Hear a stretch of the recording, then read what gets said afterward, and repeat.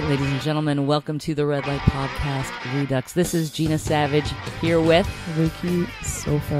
And our guest today, comedian Nore Davis. Welcome, Davis. Ladies. Hello. Wearing pink. I better do. Little How you doing? pigeon on his little thing. What is that? A duck? It's called. No, it's a pigeon. You got it. That's I like no it. need to insult me. Wow, we're right there. Yeah, right. What's You knew it was a pigeon. He was like, that's a duck. No, yeah, it's a pigeon. Yeah, I like it. Thank you. No, I like it too. For me though, not for you. It's not my What? color. Well, it's mine more than yours. Really? I just took it. Well, right now. you I just think in pink. I just owned it. I just owned it. You're I'll let you borrow it. I did commit. You gotta. If you You wear did. I pink, love it. you I love gotta. it. You gotta go all the way. I love a man in pink. That's just what I have to say. There we go. That's all There I'm we saying. go. It shows something. I love a right? man. Is what I'm Sorry. Yeah, no, there we go. That's my. We're audience. what, 3 minutes in? Not even. I love a man, yeah. any man. I love a man. I love a man. Don't care what color you wear. Color you wear, color in general. So Nore, for the folks listening, I'm just going to read the credits as I do, so that Mhm. people know exactly, what we're dealing with you. Okay. Yeah. Comedy Central, MTV, Gotham Live on Access TV, Inside Amy Schumer last week tonight, Boardwalk Empire. Yeah. What? You're 11. Oh man, I know, right? I look 11. That's a good thing, I feel 90. right? This business will do that. That's interesting. Yeah, drained you, boy. But it's cool, man. I'm not going anywhere. Joan Rivers was 81. Wait, wasn't she older? I she was 81. You when know what? I'm she- at my. She when might have when been she older. passed, poor She- thing. I thought she Rest was her older. soul. Rest her soul. But yeah, she just kept going. Just gotta keep going. But yeah, look like I'm 7. But. Well, that's very good in our industry to look younger and Yeah, but then again, he's black, so he's probably gonna stay like that forever. I don't know. I think there's gonna be that one year when it just flips on his head. Yeah, when And you're I just- 70, then it's like, and I'm oh, you're 70, okay. I don't know. When I finally Just get say- some facial hair, I think that's when it'll happen. I don't know when that stage of I see a man little puberty comes. There's I a have little- cat whiskers. You're doing Yeah, it. I again. have more facial hair And than you do. yeah, a lot have of to women get it. tell me that. And I'm just turning into a man in general. So it's- Yeah, at this hilarious. point, what? My girlfriend is Dominican, so she's She's naturally hairy. I mean, right. not trying to insult her, but No, of she course gets not. very upset at me. Like, you have no hair anywhere. I'm like, I don't Yeah, that know. sucks. I don't laser. I'm sorry, it's just cocoa butter. You're a smooth It's man. yeah, I am a baby. But I have like hairy pubes. If that makes, Thanks. Terry down there. All right, we're done. Oh, is done. this Let's wrap PG? it up. I'm sorry. No, it's not at Oh, all. okay. Not even remotely. I get jealous of those Gillette commercials because they get the shave. Nah, we gotta shave every day. My dad's from Iraq, so I spend more money on laser than food, Really? which is almost impossible Wow. because I love the, food. Like the maintenance is crazy. Laser, wax, shave. oh, right? thread and electrolysis, wax, sugar, all this shit. No. Oh man, ugh. ladies, give me your hairs.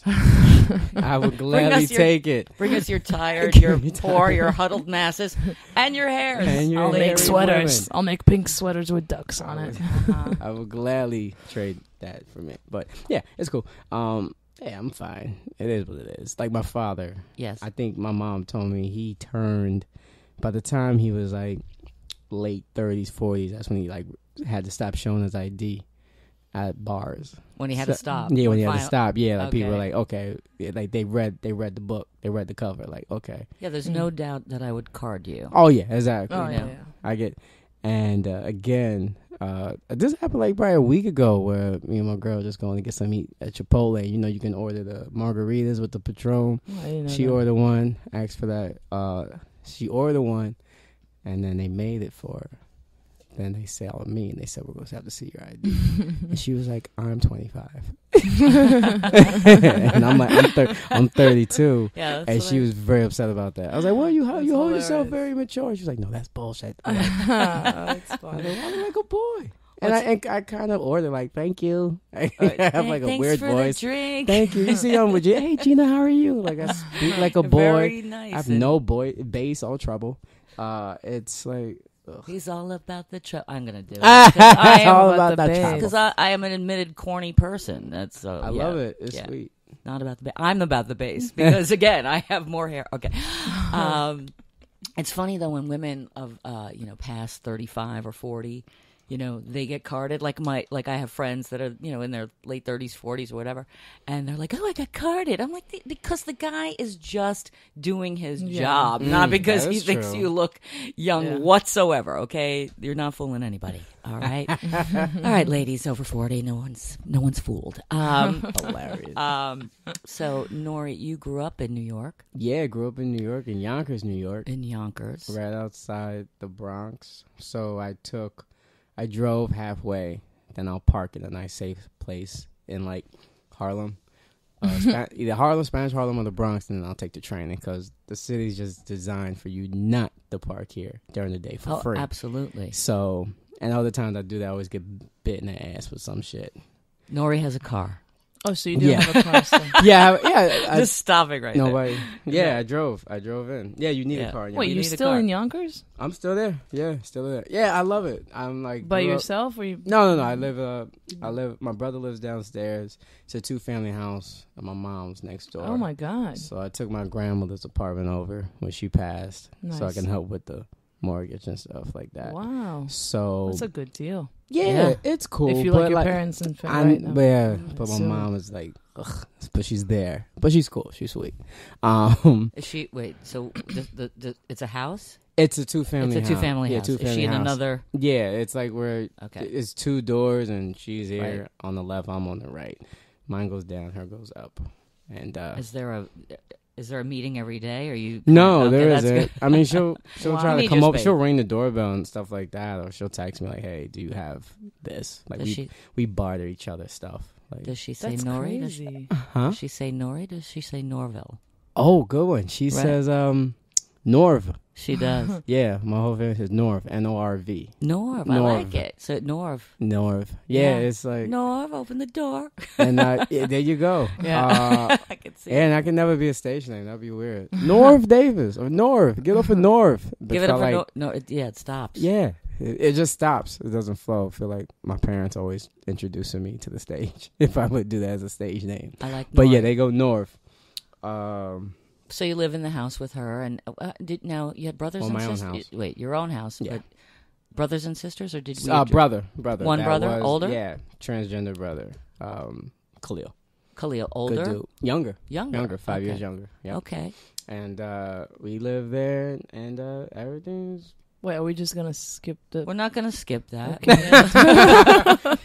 you just wait a minute. Drop transgender, and so let's address it. So is Khalil not Khalil any longer? Is Khalil? No, Khalil's Khalil. Khalil. He was. She's a she now. Yep. He's a Khalila. He so is he so it was a she Olympia. Oh, okay. Now Khalil. Olympia now Khalil. Okay, great. Okay, great. For like the past usually it's 5 years now. Right. Okay. For the past 5 years. That's great. How'd the family? Oh man, it was horrible.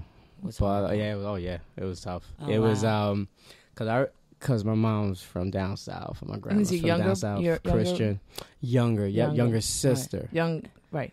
And my mom was one of those like planned everything out. I'm gonna get a son, I'm gonna have my daughter, I'm gonna go to the wedding, blah blah blah, and then derailed, so she held on to that real hard, like, oh God, why I don't have a daughter, blah blah blah. And I'm a sibling, so it's much more easier for me to be like, whatever, like, whatever, as long as he's not my business, I don't give a shit, but I want him to be happy. I mean, because at first he was lesbian, and then like very butch, and like just chilling, like trying to discover who he was. And I remember my 3rd year in college, I came back, and he was in Rochester, and that's when he came back. And I remember, man, we was in the backyard, I think my ex's girlfriend's house, and we smoking weed. It's like February, snowing, it's cold.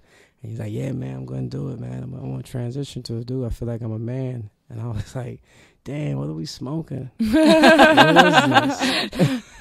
He laughed like, nah, man, I'm a dude. I was like, damn, man, mom, you just came out gay. now you're gonna go the extra mile. It was like, I didn't understand it, so I just didn't understand where he came from. Like, no, I feel like I'm a man. I feel like I'm just like not in the right body. And I don't feel like I'm this not is in the me. right body too.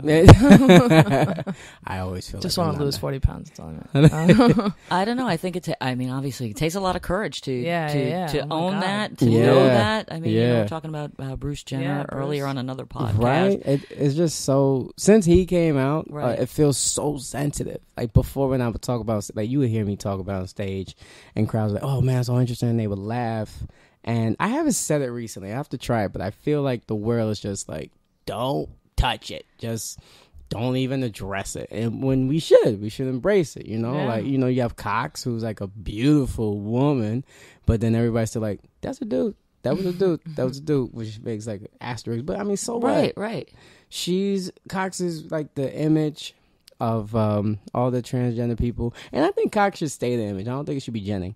I think Cox definitely much more beautiful. So people could see, like, because people always need an image of an icon so they can like stand behind it, stand with it. Right. Like Jesus always had abs, like Ted Alexander said. Jesus is not no fat, Jesus. ugly ass dude. Yeah, It's like, oh, he's fine. I'm gonna definitely go to church and worship him. So I believe Cox should definitely be the. So so my brother's transitioning, and he's my brother, Right. And that's it. It's Do cool. you have more siblings or that's it? That's it. That's it. Yep. Oh, wow. Yeah. So that's how my mom took it so hard. My Yeah. grandmother took, like, again, back Christian, homophobic, racist. They're all that. Like, there's racist black people. There's. Really? Oh yeah. There's Never heard of that. like There's racism everywhere. And I was like, Mom. So how long you doing comedy?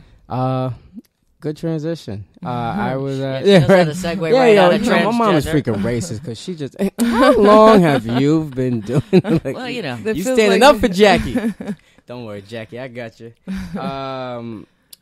Been doing it for 10 years. This summer be 10. And Wow. before that, you were a graphic designer. Oh God, yeah, I sucked. See that? Yeah, you got it. I was mhm. a graphic designer. Were you good at it? No, Oh, you just said he sucked. I sucked. Yeah. No, but she. It's important to know you're aware of yourself. You know? Like Yeah. I was okay, but then I went to Pratt Institute, and Mm. those kids are just fucking awesome. And then I would do they would do their project. And so innovative, and then I would just come up with something that I'm like, oh, this is the shit. And then it'd be like, I look at their stuff on the wall, and the teacher just go, this is interesting. Interesting. That's it. And then I would get like a B minus or something. Mm-hmm. So did you, when you were growing up, I asked this, and we asked this of a lot of the comedians that have been on. Did you see yourself doing comedy? Were you being directed in another way by your family? What were the? I was being directed because it started from college with graphic design, not realizing I wasn't good at all. But what really turned me off to the graphic design was freelancing and people and clients telling me what they want, and then they'll say, hey, you have creative control, do this, and then they will come back with like 90 changes, and then I would do that, and it's like, no, I don't like to do this, and it's just like, just let me do what I want to do. I guess I didn't like control or authority, right? Mm-hmm. Who does? Yeah, right. Like, No, I get it. stop telling me what to do. This is it. Give me the Gina, money. Gina's the worst to work for, Bye. by the way. Gina I is am? oh my god! What are you yeah. talking about? Every little thing. Can you slide just slide to the left, slide to the right? Do you have a lighter red, lighter black? Oh, Listen, Oh, there's Lord, I Gina. have an eye for certain things. That's all so I'm you saying. do it. She wants it done the way it needs to be I have a done. mind's eye the way it's got to look, and even then, it's never 100%. But that's okay, because we have no control, like you said, no control. No control. I had no control, and then it was this clash of the ego thing. So I was like, I can't do this. So during college, I saw Ben Bailey. He came to my college. Ben Bailey did? Yeah, Ben Bailey, and he was the one where he just came into like some rickety, ugly airport-looking hangar theater, and he performed. Was he doing? And I was Yeah. like, and he was doing the windbreaker joke. But for the first 25 minutes, he ripped like the school, and I was just one of those kids like, this is the greatest thing ever, like, hilarious.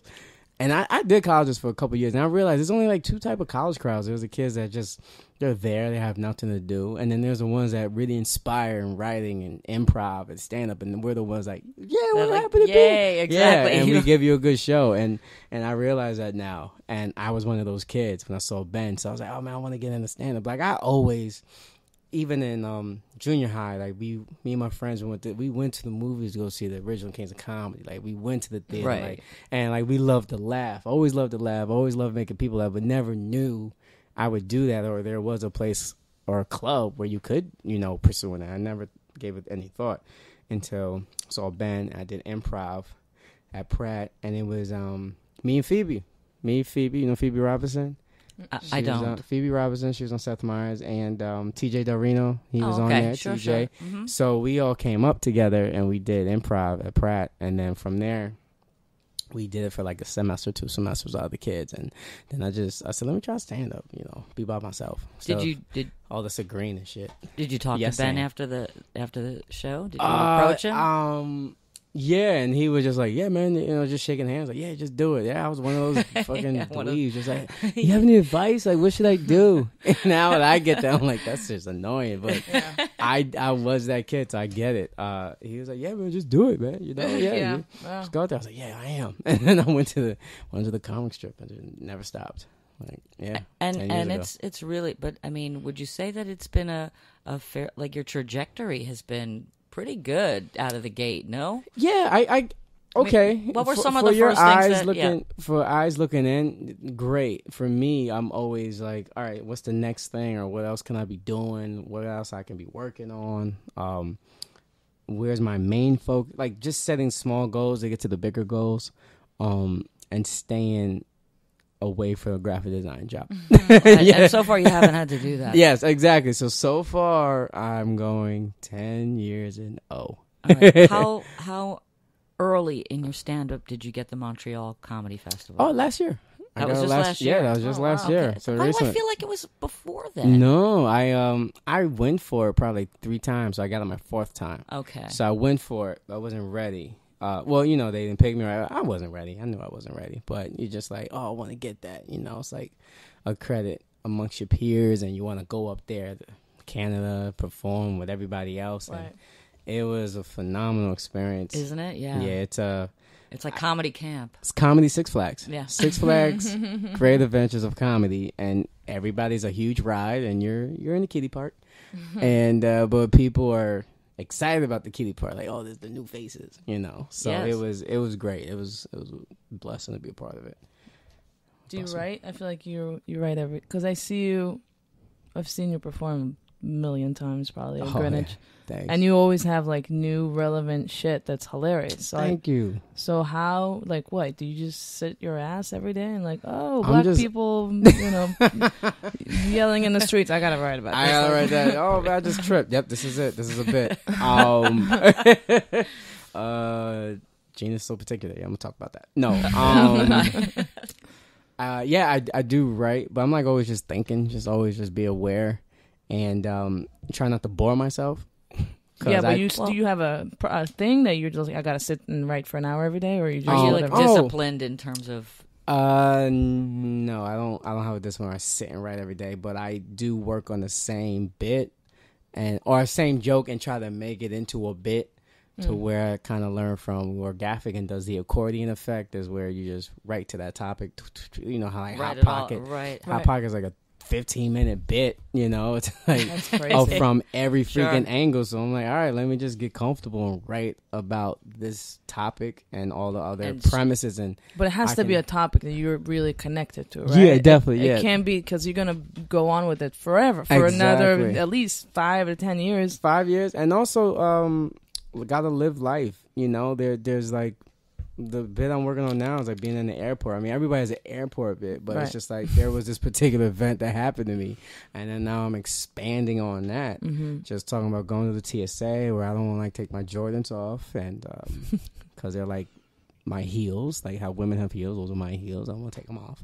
And then there's sleeping overnight, being middle class homeless in the airport. I had to sleep there. Isn't that it's like where you have money, but you're not going to spend it on a hotel room. They're not going to give you one. You're just, she got it. Gonna sleep just there. trapped. But I think everybody you're just stuck. Middle class homeless is the worst. Yeah. It's like I worked harder. Everybody, I slept in Portland once. It was awesome airport, PDX. Yeah, we had no choice. What were we gonna do? Yeah, exactly. It wasn't, but it was winter. Like Delta had no heat, and it was just cold. and there was no blanket, so it wasn't like at West Coast. Hell yeah, I saw white kids sleep on the streets. Like Portland is so chill. I came back there 3 weeks ago. It was so great, but like, what airport was that I was coming from? Chicago. It was freezing, and like it was the worst experience. I was like, I have money, like I have a place to go, but I'm not gonna go through all that process. Right. So anyway, yeah, that's the whole. I'm talking about my experience. So any joke I say where I write, there is definitely truth to it, and then I just embellish it or just bring the audience in and just punch it up and then have fun with it and lie. That's the way to do it. That's how you do it, though. But that's all right. I mean, there's truth behind it, but it's not like Oh, okay, yeah. Yep, exaggeration. Right. Yep, entertaining. Yeah. How soon in your career did you start going on the road? Oh, right. Probably 2 years in, 3 years in. 2 years in. Did you travel with a few? Like, did you gravitate towards certain comics and they sort of took you along, or you just did your own thing? I did my own thing. Like I got a manager probably like 4 years in, and then he has like a lot of road stuff. And I was like, still have him today? Yes, I have him today. Do I know?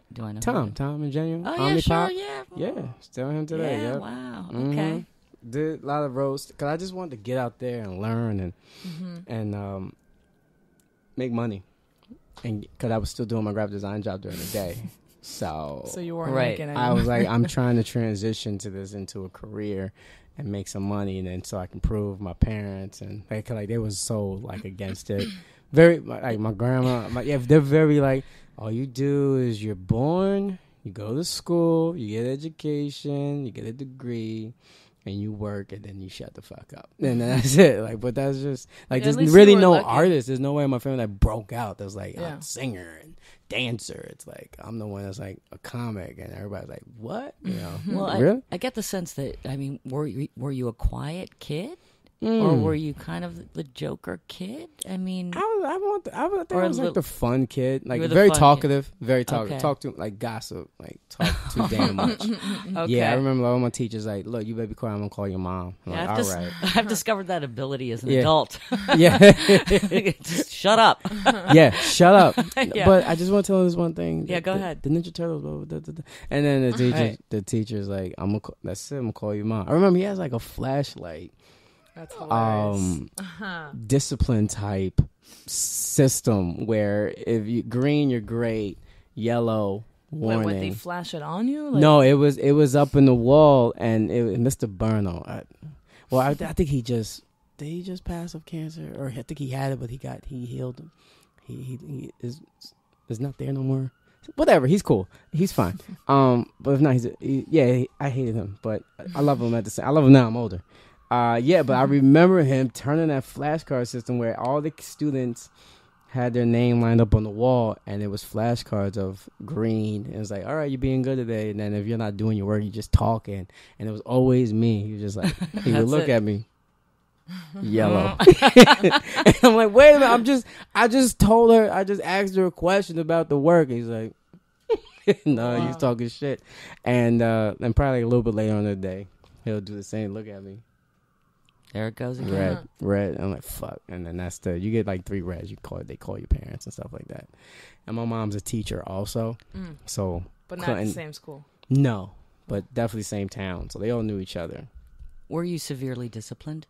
Yeah. Look at how you were. Yeah. Wow, I really thought I was like a good kid. I don't know. Oh, he did well. He was beaten. Whoopings. Yeah, he was beaten into. A lot of ass whoopings and a lot of yelling at. Yeah, my mom I was scared of my dad, but I was also verbally scared of my mom because she's a good. I curse you out, like make you feel like, all right, I'm sorry, and she just get loud. But that's. I mean, I feel like I heard that a lot from a lot of black friends that their mother is just not easy. You wasn't like I wasn't out? Disciplined enough, but that's because there was a whole other series of wrongs.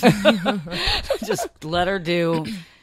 We owe her that. So I just love that. That's how I want to raise. That's how I'm kind of like raising mine. Like I'll not yell, but like tell her like, yo, don't do it, blah, blah, blah, and then I just let it go, and I just tell myself, well, she's 2. There's really no need to. Well, you are a young dad. I'm glad you addressed it. How has that factored into your comedy and being on the road and all these accomplishments thus far? How does that impact you? Shockingly, very well so far. It's all about timing. So And I also have a great mother of a child, baby mama. Baby mama. I don't like the term baby mama. Well, but that's the. I never. It sounds like it sounds like a negative way. Like it's the baby. But that's mama, not your that baby daddy, girlfriend. You know? It's somebody. No, somebody else. Okay. And she's great. Never took me to court. No such thing. No spite. Everything's good. We co-parent, and that's the way I always wanted it. And it was great. So. And she was a girlfriend at one time, or yeah, she was a girl. Yeah. Okay, oh yeah, she was my girlfriend for like it was like a year, and then but like it was on and off. And then she got pregnant. And I was like, all right, let's do it. Because she did. There was that defining moment, like, look, if you're with me, I'll have it. If not, then I'll go take care of this. And I was like, damn, I gotta be the judge. Well, she was nice enough to ask, please. Right? So many That's girls true. are like, I'm having a kid. Yep. Like, or I'm just gonna get rid of it for your kid. Like, what do you? Yep, right, that's very true. It could have went either nice way. And then I see little Layla, and I'm like, oh, man, I'm glad I made the right choice. I could have just killed it. Like that, God. Wow. You know what I'm saying? Well, like, it blows my mind, like, wow. Like, because you just never know the end result, like, at that moment. I just thought, like, hey, let's have a baby, have a change, you know? And and you're a loving dad. I mean, you're devoted. I see a lot of pictures on Instagram, and you're always doing things with your daughter. It's really Thank sweet. You. That's just in case she takes me to court and they say I'm a horrible father. Protect your. And I'm like, protect your investments. Well, Judge, you need to see my Vine. Okay, I was there since day one. I don't know what she's talking about over there. Collect all the evidence. Father. Collect it all. But yeah, so it factors in good where her she works during the day, I work at night, so I'll have my daughter Monday through Friday 9 to 5. I don't have her today. I'm off. Nice. I call it off because it is basically a job. Yeah, it is a job. Absolutely. It feels like because I'll have her. She'll drop her off 8 a.m. and then I'll have her till like 8 p.m. or 7 p.m. 7:30. Then my mom will watch for a little bit. Then I'll go and then drop her off back at her mom's house, and then I'll get her back in the morning. So we have this cool system where I'm still in her life, where she'll probably grow up like, yeah, my dad lives there, my mom lives there, and maybe in school, high school, she'll discover, oh, they're not supposed to be together. Like they were never together in the beginning for me. Right. You know what I'm saying? That's so it. Yeah. So I'm interested to see how she takes that when she gets older and realizes it. Like, let me ask you a question in light of the Louis C.K. Did you? Oh yeah. For those of you who I just saw it this morning in a box somewhere, and I only YouTubed it because I'm never home on Saturday. Yeah. What's your Louis C.K. First of all, I think a comic can pretty much say whatever they want to say. That's just the way I feel about it.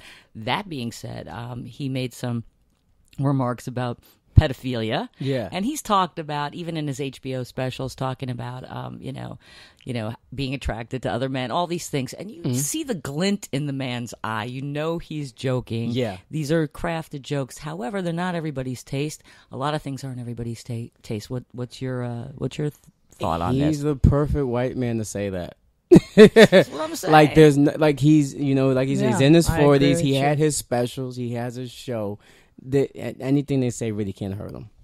And I think he did service to the comedians. Yeah, like he really did, because he just opened. Like people can just talk about whatever they want. I'm a parent, but I saw it as a comedian. So as a comic, I didn't get offended. It was hilarious. It was a perspective that people are not used to, and probably people that definitely got hurt and all that. But it's comedy. It's like comedy is the one that is the avenue that opens up the conversation. So I know. Absolutely. Yeah. But then it's not like he was just like, hey, surprise, that's my material. Like they knew he was going to do that material. Well, yeah. Certainly they knew. And I was I think he's at a point now where he's like, I'm going to do this. Oh yeah, I don't and give nobody a fuck. Was, exactly. No was it's kind of something. No, where Louis, you can't do that. Yeah, I would do that too if I was at the level. But there's sometimes does not need SNL right now. He doesn't really need. He doesn't. I bet you SNL stands by it. No, absolutely. Like anybody, there's only like any controversy is good. Good, exactly. So I mean, if you're sensitive, disrobe right now, Nore Davis. All right, on this potential Why YouTube is your video. testicles on the table? Put them down. Controversial. Yes. Controversial. It's he can say that to where and we're living in a world now that I realized from like the Cosby days where like there's no social media. So you have social media. It gives people this entitlement and ego where I have 50,000 followers. I didn't like that. Let me tell my people. And it's like this wave of very insensitive audience that we have where they're just so, they don't get the joke. They're just like, he said that he shouldn't talk about that. That hurts me. And me. And it's just like, it's just a joke. It's just being innovative and like pushing the boundaries and really waking up the world and waking up the comedy world to where we're like, look, man, no stone is unturned. We can talk about anything as long as it's funny. As long as it's funny. Now, again, that's the defining factor. Yeah. Is what you think is funny. Right. Now, again, he might have alienated a few people with the material. I was talking about a comic years back who said something. I was on another podcast where the comic said, I'll rape you and your dead mother, or I'll rape your dead mother, or something like that. It was like just a throwaway. I hate to say it, like it's just a throwaway thing he said. Wow. He didn't mean it, obviously, but it was shocking. Really, it almost had no. It wasn't funny. It was, aimed in it and strange, obvious in some way. Some things are not funny. The thing with Michael Richards years back, I'm not trying to bring that back up because everybody says something. Part of it though. In one time or another, have you ever said anything? You're like, wow, I can't take that back. Yeah. But I know where I'm saying it at, so it's fine. And plus, I could feel you give us an example? Good question. Wait, let me see if I can think of anything I said. I was like, oh, I want to take that back. Probably like the beginning of the cis bro joke, like where I would talk about, well, I called him a cis bro back in the day, and where I was talking about transgender, and then there was like a joke in there where I would say, well, I didn't take it back. It's on my album. Never mind. But in the beginning of those bits, it would just sound so, I'm a man and this bothers me. Like, I'm a straight heterosexual man and this bothers me. I got this guy transitioning in my house or girl. But now I said it in a way where it's like, I just pumped funny into it. It wasn't fun. Because if it's not funny, then it's like, it just comes off offensive. It just comes off like you're pissed. That's the thing. Therapeutic. Exactly. Not always in the craftsmanship does it, I mean, Ricky? You offend people all the time. All the time. All the time. Absolutely. That's why I love Louis. Because you know what? I'm sick and tired of people telling me what to not joke about. I'm a Jew, okay? I love black people. I love Jews, but I love to hate them as well. Because I'm, you know what I'm saying? Love you too, Ricky. Yeah. I had a show last week. This guy loved everybody, okay? He tapped everybody. Like, everybody was like, great job. I came off stage. This guy was like, you are disgustingly offensive. And I'm like, great, thanks. And then I kept walking. I'm like, and then that guy, he was Jewish. I'm like, dude, like I said, I'm from Israel. It's really hard to offend a Jew unless you're talking about the Holocaust. And just saying. I was talking about a little bit. Were you? But I love that joke. It's a good joke. I mean, what can you do? And here's the thing. I feel like we're comics. Like I'm only 10 and I'm still a baby. Where I'm still finding my audience. Where Louis has his own audience. Exactly, and people don't SNL know that. audience. It's not his Louis, audience. Absolutely exactly. Not. So he's really offending the people that, SNL, why would you do that? And it's like, well, no, he's funny. We back him. Sorry. So now we're in a society where. And which is a good and a bad thing. I think it's more good. It's like we're playing to people that's not our audience. So we're trying to just extract the awesome people and make them ours. Like I'll do black hood rooms. None of them niggas are gonna like me. Like sometimes I'm like I'm thoughtful and sometimes I'm slow delivery, but I'm with it. But I'm there just to extract the niggas that do like me. That's it. I'm not trying to kill the room. I'm not trying to murder. Like yo, it's the funniest do that. I'm just trying to like get like if it's like a room of 90. I'm trying to get 10. And like those 10 will like follow you on Twitter and be like, yo, high ambitions with by you, Nore yo. Davis. Yeah, right. And I think that's the job. That's the job of a comic until we get our like own base, like fan base. Like, Norton has his people, he can say whatever he want because they know him. And so exactly. it's Well, they get it. Everything you say is really they're already a step ahead. They know exactly what you're talking about. It's like, Gina, like I could say whatever. She knows that I'm just joking. Right. Yeah. But I just met this dude. I could just say something. He's like, I don't like this. I don't like this kid. You know what I'm saying? But once he gets to know me, he's like, man, Nore can say what the fuck he wants. You gotta, and that's what it is. You gotta watch the word abortion Those around certain people. It's like abortion. Or there's Jesus, nothing funny. Right? Yeah, you gotta watch it. Because Jenna, you watch a lot of stand. Like isn't it so scary, right, Ricky? Like what we do is like we're just in front of motherfuckers we don't know, and we're like, yo, we're like, listen to our point of view. Yeah. Hope you like what we have to say. Will you be my friend after this? Will you identify with this? Yeah, that kills me. But every time. Depends on what comedy's not that. Well, it's not a very insulting. I figured out universal. I think. Yeah, you have a universal appeal. Universal, and but I do get my point across. I know how to deliver it because I am coming into an audience that still don't know me. Like when I did my album, that was like a great little fan base, a little bubble. But anywhere I'm performing, Knit, Cellar, like those people, they don't know me. So speaking of the Cellar, congratulations! Oh, thank you. That was like recently, right? Yeah, that was like probably 2 months ago, a month and a half ago. Yeah. I mean, a lot of people in the stand-up world know that's a sort of a nice rite of passage when you go there.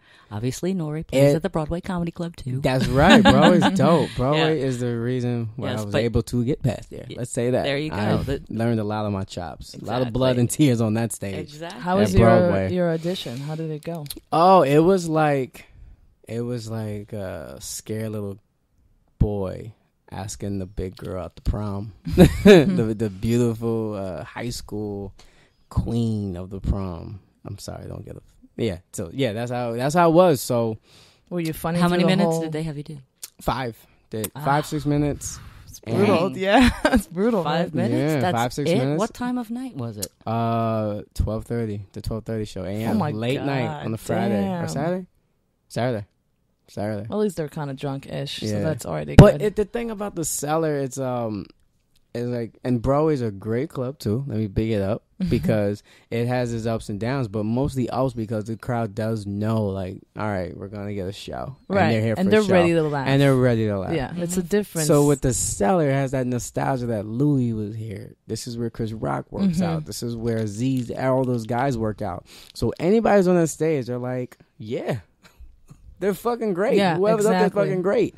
So you really I believe nobody really bombs at the Cellar. That's how I believe. Yeah, if you could if it's like a no. It depends. You're right. It depends on you. It really depends on you. Like if your joke doesn't really just work, ready to laugh. They're just like whatever you say now. I'm ready for it. You know what I'm and saying? plus it's like sold out. So once white people can't get in, they're like, I need to get in there. It's so they have that also ambition. Like shit, man, we're here. This is crazy. I'm from Wisconsin. I will say this about the Cellar in terms of its the aesthetics of it, the intimacy, the fact that everyone is, low ceiling. Right. So there's something about that is really conducive for the comedy experience. It's very good.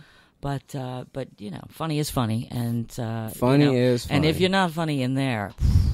Yeah, or you gotta be funny. So Ouch. SD, she doesn't play around. So she came down the steps, she saw me. And I remember like mid my joke, she was smiling, and I was like, oh, "Okay, cool, she likes me." And then she came and said like, "Oh, I like you.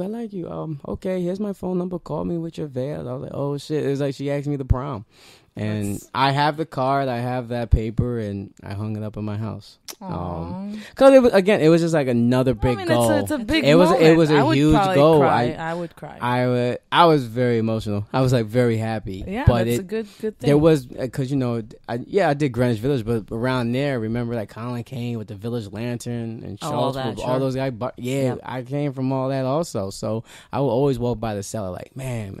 Hopefully one day. But it's funny because you do this thing where remember where you came from. I was looking that up. Remember where you came from, Born in the Hood. Born in the Hood. Yeah. And you people can find it on your comedy album and on my YouTube page and my website noredavis.com. I love that you did that with with Hadia Robinson. Damian Lemon, Grizz Chapman, shout out to them. Petey.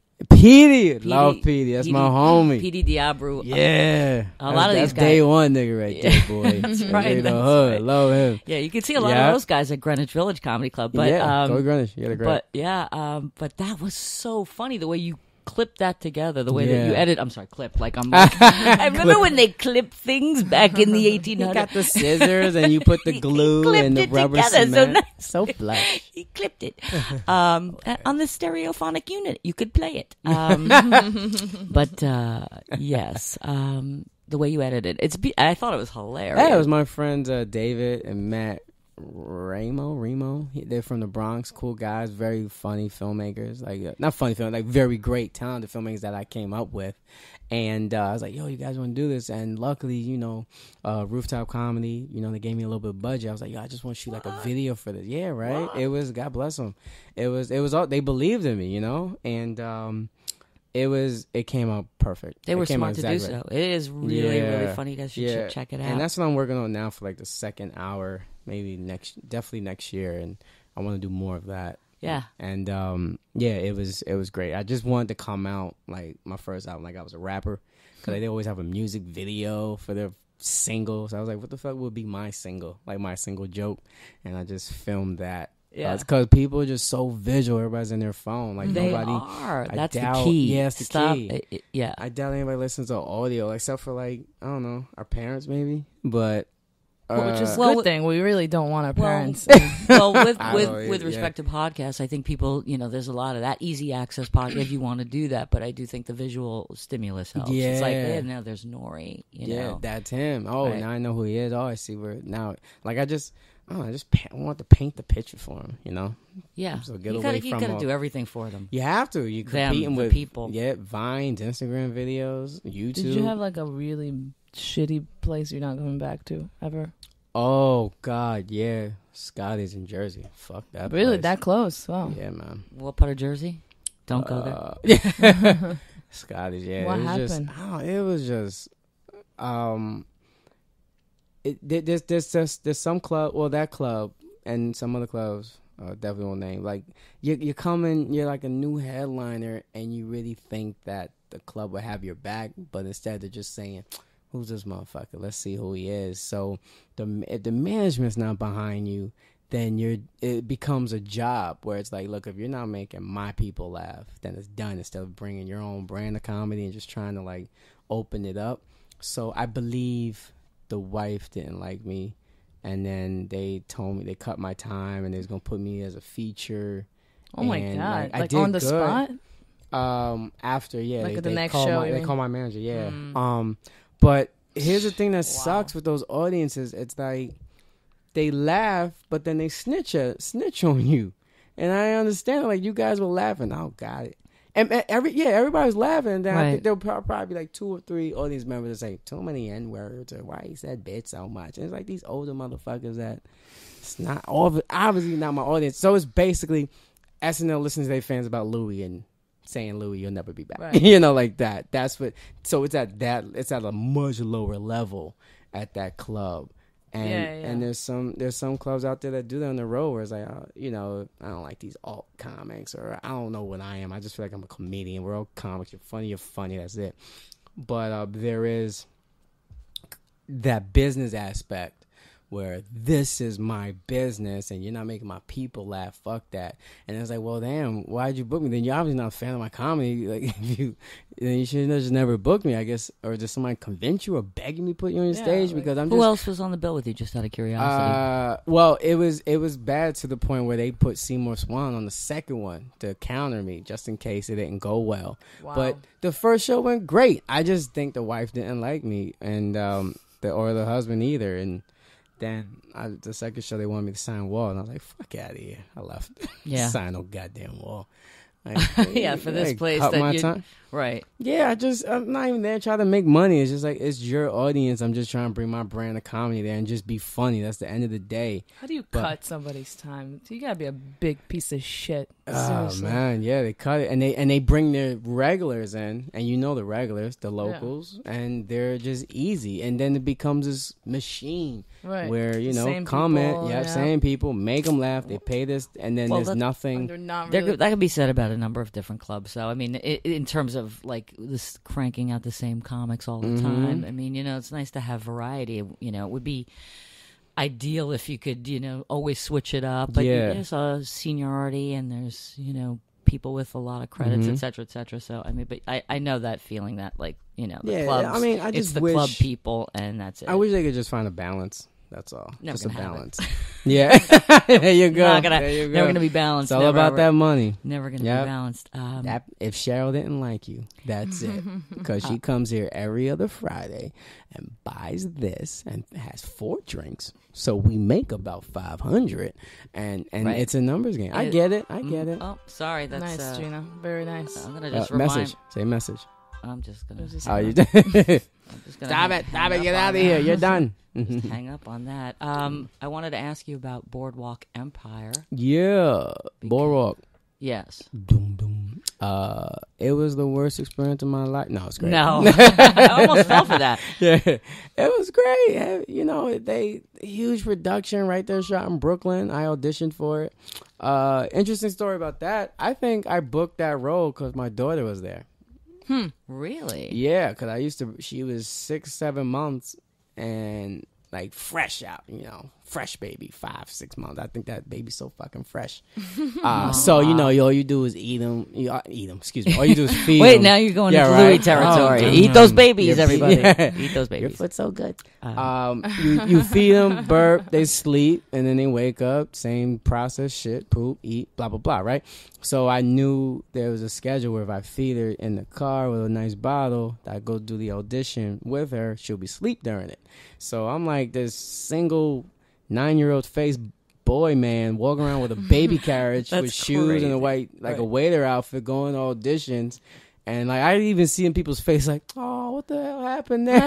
And when women do that all the time, and they're like, yeah, it's whore or whatever. Or she has her, not even whore. I'm sorry. Where it's like, oh, single mom, single mom. I always it's the see norm. that, and I was like, I hope this is her little brother. I hope she's babysitting right now. 'Cause she's, oh my god. But if you see me with a baby, you're like, what happened? Like, I look too young to be a nanny, and I was like, who gave this boy? Is this like an older brother or is a father? So I'm there, and I remember the casting lady. She said, who baby is this? I was mine. She sleeps. She was like, she had the face like, oh, okay, cool. She's very cute. And all right, thank you. And then they did one guy, then they did me, and it was just like 2 lines. And then I walked out. She's like, thank you. But she really liked the baby. Aww. Because anybody can say a line. It's tough for that, Yeah, it's for ridiculous. casting. Because for casting, it's like, how you look and what's that? Auditioning is Can I borrow your baby? All right. Can I borrow your baby? And like, what's that actor's hook? And my hook that day, nobody had a baby. I think nobody topped me that day. That looked like a 9-year-old kid with a baby. So yeah, booked it. Did like 3 episodes. Was it in role? Was it intimidating? Did you? I mean, that's like come on now. Yeah. Oh, the level of acting, I loved it. I want to get to there where it was kind of like where with Montreal, where you're there around Bill Burr, Brooklyn Nine-Nine, like you want to be on your game. Same thing. So I'm there with Buscemi and all the other great actors. This is serious shit. There's no joking around, So it's a system where you do your job and shut the fuck up. That's it. And only Chalky, that guy, can fuck up. He would fuck up and he would kind of run the show like, all right, I'm gonna take that again. And the director's like, all right, cool. Whenever you get it right. And but all the other actors. You better be on point. Just be on point, and I felt that pressure. Like fuck out. That's it. Do your job, like because we have lunch. We're on clock. Production don't fuck around. Production and studio and or the creative people. Boom. So they just want to get to eat. So I felt that pressure of, oh, let me just do my shit, boom, and then watch how those guys work. We did like 2-3 scenes on a couple takes, and it was done. And that fast. Was it a whole lot of waiting, as it often is for these? Were you sitting there for hours? Oh, really? They move. Only background people, they wait all the time. But when you like have a line and people with lines, they get that scene prepped up. All right, let's do it. Run it, boom. All right, do it again. See where it get. And then they check when you get that, check the gate. I love that. Check the gate. It's like, all right, we're good. Lunch. I love that. Check the gate. Isn't that great? I love that term. Yeah. Is that we about it? This is it. Going home. Mm-hmm. Yeah. So it was a great experience. So to date, is that one of your? I mean, with the exception now of like passing at the cellar, which is like I said, a rite of passage. Was that one of the highlights so far? And what other highlights? I mean, I did. Yeah, right now this year, since January, it would be the cellar. Yeah. And just working on new material to do another album, because I control that. And, auditioning and writing a pilot, writing a web series, seeing where I want to take it, but taking my time with it. And trying to be just a stronger writer, more funnier. That's really it. Yeah. I suck. Yeah. I'm pretty boring. Of course, that's Nore Davis. All the comedians we had so far suck. Yeah, Nore Davis. Running the light. He sucks, and he's not a good guy. Don't worst. Even and the worst watch dad him. too. Like that's. So what do you recommend to our to me, to the young comics? Rick, yo, keep going, baby. I love Greenwich. No, but like, okay. Greenwich is where a lot of blood, sweat, and tears on there too. And there's also that whole you play that you can't play the cellar, but it was Dustin. Everybody is great, man. They show me love, and the crowds there when they're great, and when they're not, they're okay. But that's the work. Too. That's the work, man. That's the work. So keep going.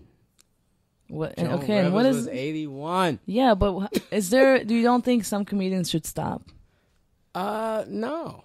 You don't think so? If See, no? I agree. I agree with him. What if people are just not funny and no one's telling them the truth? I mean, well, who is it? Sounds like it's a specific type of person when you're like, this person is getting something I'm not.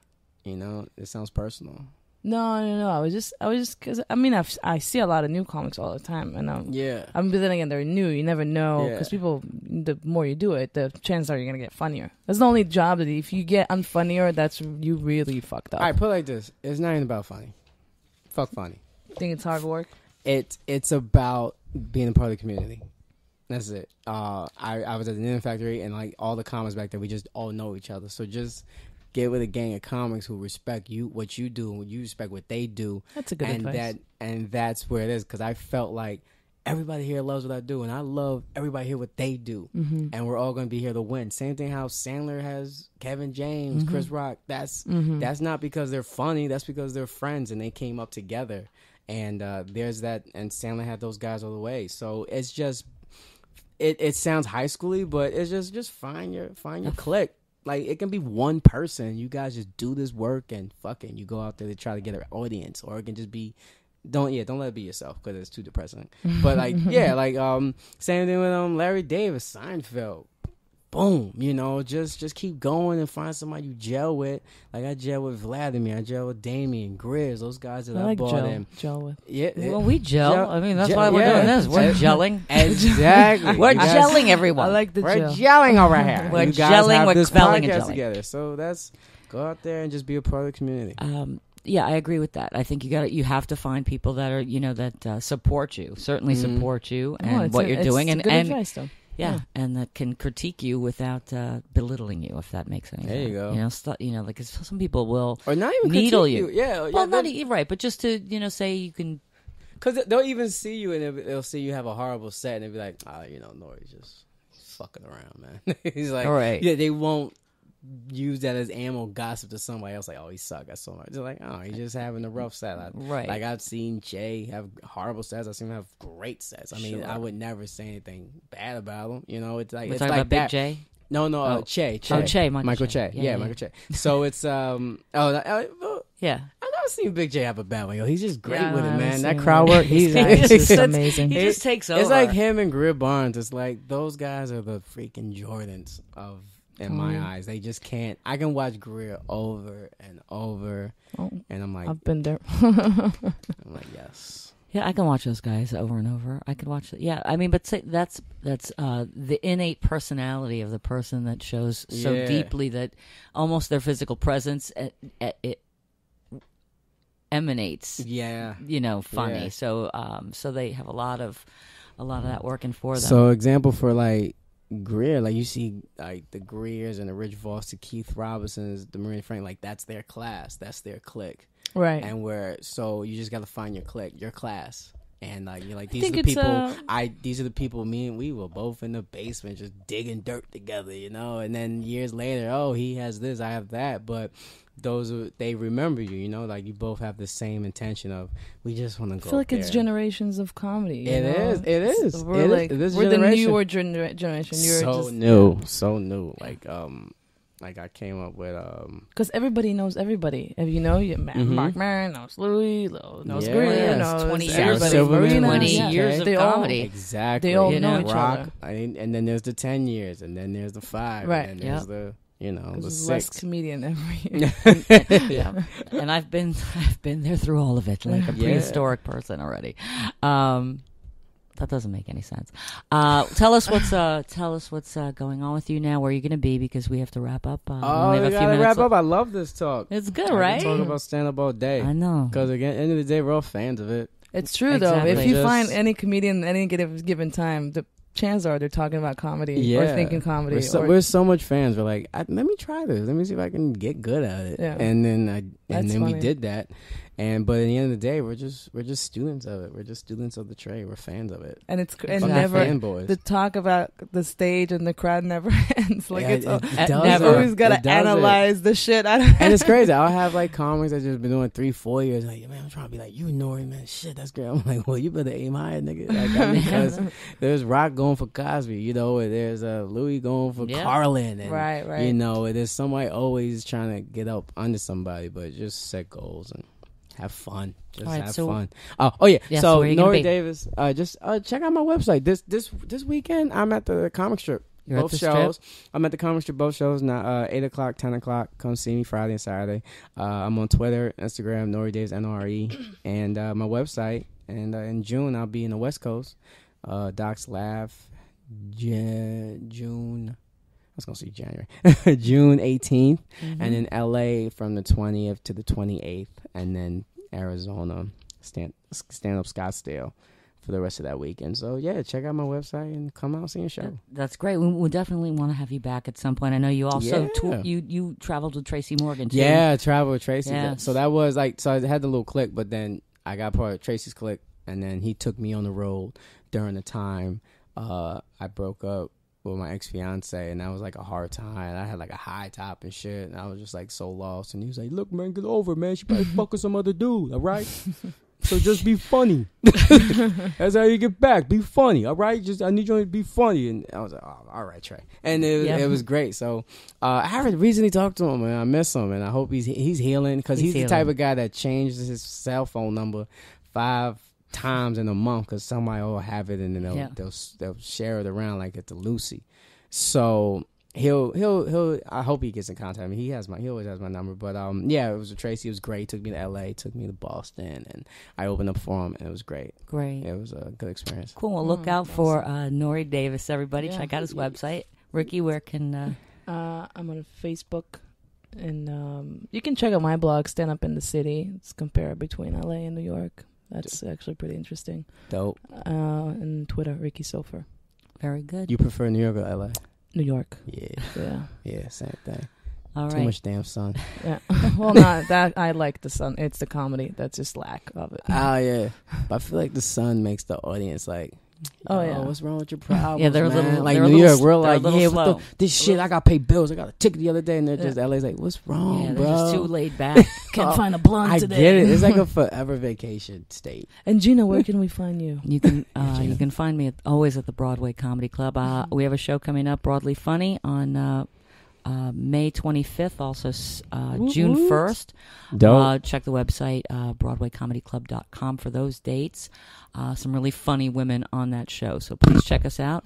Also, you can find me at Sav in the City Pics on Instagram and Savage in the City on Twitter. We want to thank you for joining us on Nore. the Red Light Podcast. Thank Redux. you. Also, our listeners on WROMradio.net. Rome Radio Detroit, thank you for listening. Yeah. Peace. Bye.